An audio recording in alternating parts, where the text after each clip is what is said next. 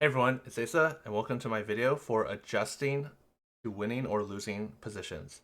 By winning or losing, I mean high rolling or low rolling. Basically, there are different ways you should think about the game when in each position, and this video is going to cover those. So when you're winning or you're high rolling, you're generally going to get a good placement regardless of any choices you do. So we want to convert a game that is kind of going to be a top three no matter what, at least to a top one. So some decisions we can do for that is to sacrifice HP as a resource. Frequently, once you get to the top three, top four, it's most evident when you get to top two. Is basically no matter who has more HP, most of the time, whoever has a stronger board is just going to win.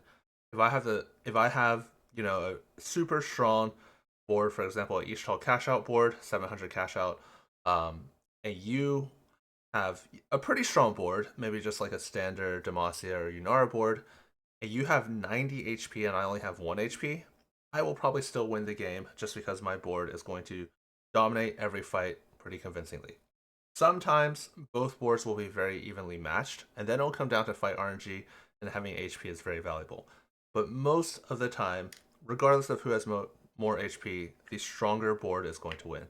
So if you made a lot of decisions, if you and another player were kind of equally high rolling, and you made a lot of decisions to save HP, while the other player kind of played greedy to cap out their board, sacrificing their HP, a lot of times they are going to go first while you go second.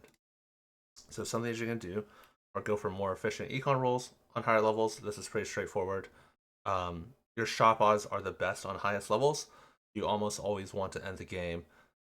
This is usually not going to happen in most games, but for example, if you get a prismatic econ orb and it's something like Scuttle Puddle or Gold Subscription, where everyone just has a ton of gold, you oftentimes want to end the game with Fiddlesticks 2, Shyvana 2, Senna 2 on your board, pretty much no matter what. So by saving your gold for the higher levels, you give yourself the highest chance to hit these units. More interest. Interest is equally important on pretty much every stage. Um, there is compound interest, but it doesn't account for as much as most people think. But part of the reason I wrote, especially on stages 4 and 5, again, is it's equally important on stage 2 and 3. However, I find through having coached hundreds of players from all sorts of ranks, from gold all the way to high challenger, I find by far the most frequent mistake is players not making interest on stages 4 and 5. If you're winning the game, you're generally playing about 25 combat rounds. So by the time you level to 8 and roll on 4-2 in a standard game, you've only played 11 out of 25 combat rounds, so you're actually a little bit less than halfway through the game. And if you neglect to make interest this early, that's going to cripple your endgame board just as much as if you didn't make interest at all on stages 2 and 3. It's the same thing for your final endgame gold. Again, I think most people generally tend to do a decent job making interest on stages 2 and 3, but I find that on stages 4 and 5, sometimes players will neglect it. More item quality. This one is also pretty straightforward, where if I have two components, let's just say from Krugs, the stage 2 neutrals, and I make an item immediately, then I get 4 more components, and now I make 2 more items. Compared to if you wait with those 2 components, you get 4 more. Now you have 6 total to choose from, and you make 3 items all at the same time. You have more options, you can see more different possible combinations, and you'll have better item quality. However, this sacrifices HP, because throughout that entire stage, while you had 2 components on the bench, I would have an item on my board, making my board stronger and saving HP. Next one is agreed permanent scaling traits. In set 16 Lore and Legends, a really big one is Ornn. Ornn gives you permanent artifacts that, they just make your board stronger for the rest of the game once you get them. However, generally, Ornn is weaker than other units that you could play, so by putting Ornn on your board, you're basically making your board weaker, which might cost you HP. It doesn't cost you HP in every single game, but We don't want to be like results oriented in TFT. On average, when you make your board weaker, it costs you HP. So by doing so, you use your HP as a resource to get that permanent scaling in order to make your end game board stronger. There's other things besides Ornn. Ishtal, for example, can give you items. 8-year can give you items. Build Water can give you items, but it's not just items. All of these other options up here, in order to get more gold, you can use traits that just give you more gold as well, and that counts as permanent scaling, since of course that by playing those traits, you're weaker in the short term, but it might make you stronger later on.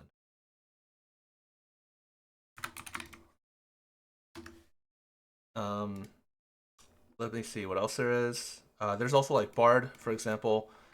Some of the more unusual ones could be if you are already in Shadow Isle, you can play 5 for longer to get more souls, even though you're playing a weaker board compared to if you replace your weaker Shadow Isle units with legendaries. Another possible option could be like Shurima, especially if you unlock Xerath. Azir might be weaker than a different unit you can play, but if you get Xerath, that oftentimes is worth making you stronger. There's also Shurima Rise in particular. Some of the Ionias give econ as well that you can keep in and greed for longer. There's a decent amount of options. Some more obscure ones, 6 filter mining drill. But yeah, basically quite a few ways in this set, along with the ones I've already named: Ishtal, Yordle, Bilgewater, Ornn. Quite a few ways in order to make your board weaker to get more permanent scaling. Next up is taking team-wide combat augments. Generally, when you take a econ or item augments, generally I think of there's 3 types of augments: econ, items, and team-wide combats. There's some that are kind of hybrids. For example, Sweet Treats is a hybrid item and combat. Exclusive customization, gain item and 10 gold. That's a hybrid econ and item. But generally, let's just say we're playing a pretty standard board. Let's just say Yunara, for example. Pretty straightforward board here. When you take your 4-2 augment, frequently you're not going to have level 9 and your entire board upgraded, and you're frequently not going to have full items. So if your board, just for example, looks something like this on 4-2, if you take an econ augment and are able to, actually let's use a level 8 board. If your board looks like this, if you take an econ augment and you're able to 2-star your Wukong and your Yunara, compared to someone that takes a team-wide combat augment, maybe a team-wide combat being something like Giant and Mighty, Hold the Line, Soul Awakening, other prismatics of gold augments, maybe like Exiles, Mess Hall. Basically, you will be a lot stronger because a 2-star unit gains 50% damage and 80% health, which vastly outweighs the benefit that a team-wide combat gives. However, by the end of the game, most players are just going to have their 2-star entire board regardless, especially if you're in a good winning position, right? Like, you expect to end the game with 2-star Wukong and 2-star Yunara, even without an econ augment. So by the end of the game, you're a lot stronger if you have a team-wide combat. So econ augments will make you stronger in the short term, but they'll make you stronger late game. So let's say late game, we each have this entire board. Let's just throw in the Tarek back in, I guess.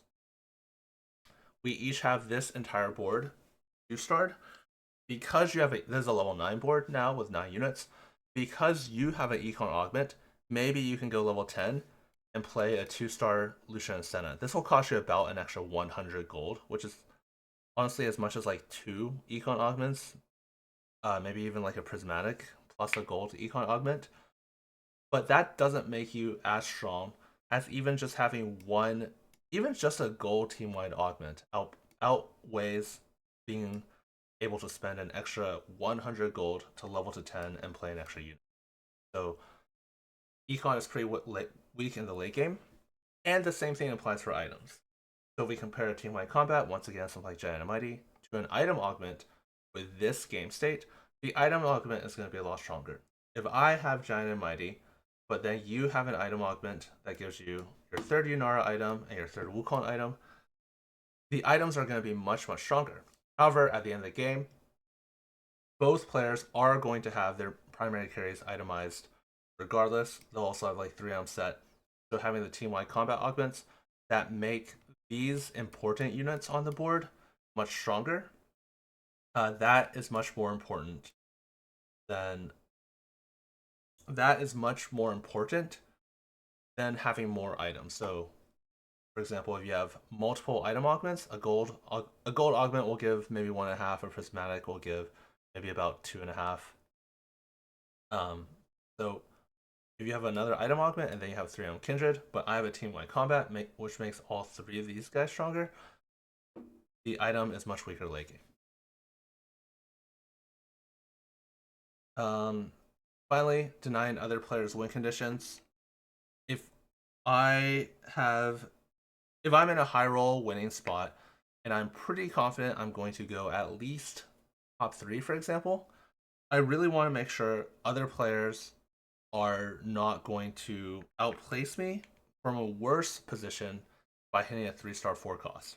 This is generally not that hard to do if you're paying attention, because let's say there's someone who you see is going for a 3-star Yunara. They need to find 9 copies before you find 2. So a lot of times you'll only notice this when they have 1 extra copy, right? So they might have 4 Yunaras. So in this case, they actually only need to find 5 more copies. But it's still the same thing, right? They have to find 5 more copies before you find only 2 more copies. Depending on the state of the lobby, there may be other players in the lobby who can help you deny, or there might be more than one player that you need to deny. The thing is, even if you only find 1 copy, you make it significantly harder for them to hit, even though technically they still can. But generally, it is much easier to deny a 3-star 4 cost than it is to hit a 3-star 4 cost for your opponent. Because in set 16 lore and legends, there's certain units that are unlockable. Oftentimes, if someone's going for 3-star Rift Herald, if you're not playing Void, there's nothing you can do about that. It is what it is. That's just something you just can't deny. You have to hope they don't hit. But for example, if they're going for 3-star Kaisa, it's very, very, very easy for you. If you see that they have 5 Kaisas, you can just put in a Caitlyn on the neutral round, put 3 items on it, and then just sell the Caitlyn after the neutral round, and then you can get 1 copy of Kaisa and you can just keep it. Look out for a lot of these. If someone's going for Warwick, you can definitely go for that. Singe is another really common 3-star unit that is easily deniable. There's some that are a little bit trickier, so depending on how important it is, you could go for the potential unlocks. But I would say those are the main ones. Diana, Fizz are like technically blockable, but they're pretty challenging. But generally, when I talk about denying other players' win conditions, this is most frequently in terms of 3-star 4 costs, but it can also be legendaries as well. If you've kind of already hit your board and you can scout around, you might be able to see there's only 1 other player contesting your win, and they need like a 2-star. They have a 1-star Shyvana, even like a 1-star Swain, for example. It doesn't even need to be denying a star. If they have Shyvana 1, Swain 1, then you might get the edge in that fight by preventing them from getting even Swain 2, who's just a humble 4 cost. So these are adjustments you can make when you're winning. On the flip side, when you're losing, a lot of them are basically the opposite of what we talked about. So when you're low rolling, a lot of times you're on a trajectory where you're unlikely to get a good placement. However, we still want to get the best placement we can. So this would be potentially converting a top 8, which is of course like an 8th, to just like a 5th. And as the opposite to high rolling, we want to preserve our HP. At the end of the day, we don't really care how strong our final board is. We just want to live as long as possible. Of course, those things, go hand in hand. But in general, we take actions to preserve HP. So as the alternative to greeting gold and spending it on as high of a level as possible and making as much interest breakpoints. We want to spend that econ for immediate gold strength. We don't care that much about making interest if we could have used that to win a round instead. So frequently, if you're in a very bad spot, this might look like leveling to 8 on 4-2, not even making any interest on this round, spending all your gold, and then just repeating that for the rest of the game to get your upgrades as fast as possible. It's not always going to look like that, but that's one common situation when you're in a very unlucky situation. And when I say unlucky, maybe you just misplayed the early game as well. That could happen too. Or maybe just the rest of the lobby is extra lucky. Like you could have a standard board, but everyone else in your lobby has above average boards. Spending item components, we talked about this earlier in the other slide. This is the reverse of greeting items. You have lower endgame item quality since you have less combinations available to you, but by having your items as soon as possible, you can use those to win fights and save HP. As a reverse, don't play the permanent scaling traits. I just wrote 7 bilge as an example, but we talked about quite a lot of them.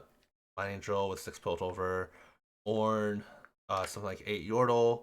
A lot of these make your board weaker in exchange for permanent scaling. 7 bilge will give you some combat power, but in general, even if you played 7 bilge the entire game and you bought a lot of stat upgrades, an Alawi is still much weaker than a Wukong. It's not even really that close, even if you spend the entire game buying HP upgrades with all your Silver Serpents. Econ and item augments. So this is the reverse of team-wide augments that I talked about at length earlier. Econ and item augments generally make you stronger immediately compared to team-wide combat augments that are weaker in comparison, even though they'll give you some strength. They're weaker by the time you're able to take augments, but by the time you get to stage 5 and 6, then team-wide combats become stronger as every player tends to 2-star and fully itemize their main carries regardless, and the team-wides become the edge. However, until that edge is realized in stage 5, econ and item will make you stronger in stages 4 and before. Finally, deny other players who are low rolling. If I'm in a pretty low roll situation and I see there's a player with like 70 HP and they are maybe going for a 3-star 4 cost, I don't actually really care if they hit. First of all, if I'm low rolling and they're 70 HP, chances are I'm just going to lose to them regardless, even if they don't hit. So from my perspective, I actually don't care at all if they hit. In fact, if you just fought them, you actually want them to hit because they're out of your rotation for the longest relative to the rest of the lobby. And then you want them to deal as much damage as possible to other players. This is a pretty common mistake I see where players who are not in a good position to deny. I think as a player, you notice it more when it happens to yourself, when you're going for like a 3-star Yunara, and then you have a player who's clearly about to die, and they're holding your Yunaras. You're just like, what are you doing? But I think there's a pretty common mistake where, yeah, it just doesn't benefit you at all in this situation. On the flip side, you want to deny players who are contesting the same placement as you. This is actually the same as when you're winning, right? So when you're winning, you're denying players who are contesting first place from hitting 3-star 4 costs and stuff like that. But when you're low rolling, you want to deny other players who are contesting your 8th, where they don't necessarily have to be playing the same comp as you. There's another common mistake. I find that frequently players deny the players who are playing the same comp regardless of their spot. So let's say I'm a Yunara player, there's another Yunara player in my lobby, but they're 70 HP, and I have Yunara 2, I'm holding an extra Yunara, and they don't have Yunara 2. That doesn't help me. They're going to outplace me regardless, no matter what. I would much rather hold a Lux from a Demacia player who is also around the same. Let's say I'm like 20 HP. I would much rather hold a Lux from a Demacia player who is 20 HP if I have the only the option to hold one. I find, again, like most frequently, players over-index on denying people who are contesting them, instead contesting their composition instead of contesting their placement. First, one reason is it's just easier to do. you're going to pay a lot more attention throughout the game to the player contesting your comp. But what you really need to do is deny players who are contesting your placements. Overall, your game plan when you're winning or losing mostly is still the same. You still want to position well. You still want to make the good items. You still want to play the good compositions. But generally, these are sub adjustments you can make uh, depending on whether you're winning or losing. That's going to wrap it up for this video on adjusting to high rolling or low rolling. If you have any comments or questions, let me know in the Discord. And thanks for watching.